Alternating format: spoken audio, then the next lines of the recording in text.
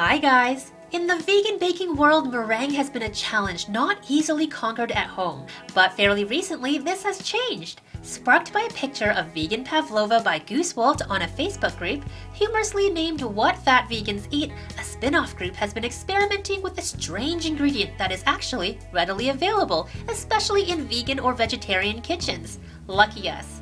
I give you Aqua Faba, or legume egg, or bean brine, or bean juice? Just choose the term that is most appealing to you.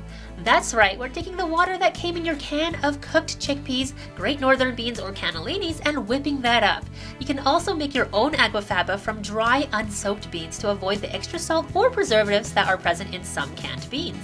Not all Aqua Faba is the same though. We want liquid that resembles egg whites. Liquidy, but it has a thick, slippery feeling between your fingers. So here I have a half cup of Aqua Faba from a can of chickpeas, and it goes into a clean, large mixing bowl. Then we start mixing. You'll want to use an electric mixer, either a handheld like I am, or a stand mixer. If you have a balloon whisk attachment, use that. After 1 minute on the highest setting, we're at the frothy stage. There are large bubbles, but it's still liquidy under there. At 2 minutes, I have a smooth foam, but no peaks. My hand mixer is a cheap $10 thing, so I make sure to turn it off every minute and give it a minute or two to cool off. After 3 minutes, we have soft peaks developing.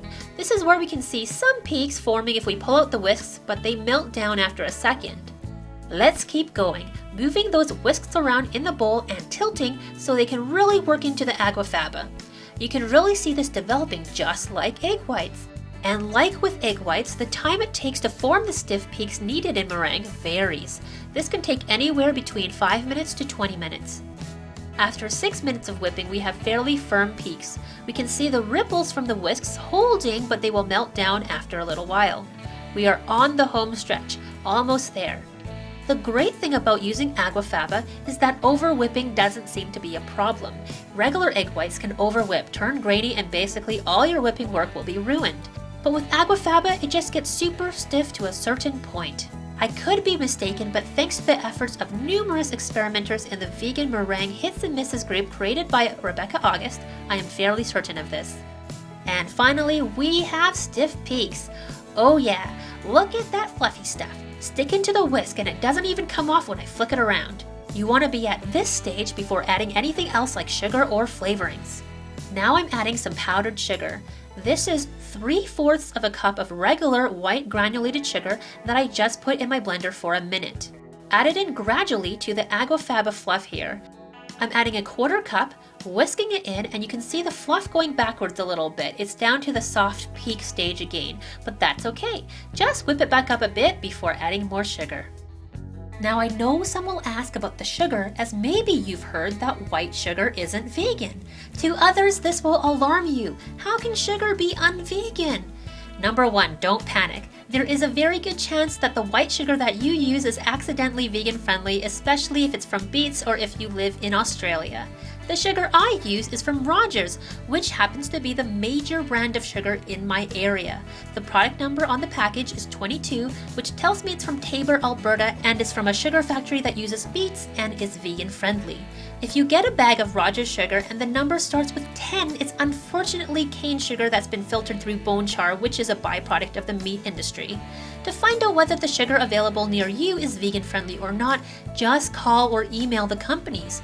You can choose organic, which is normally vegan friendly, but if you really want to be sure, just write to them. That also shows the companies that people care about this issue.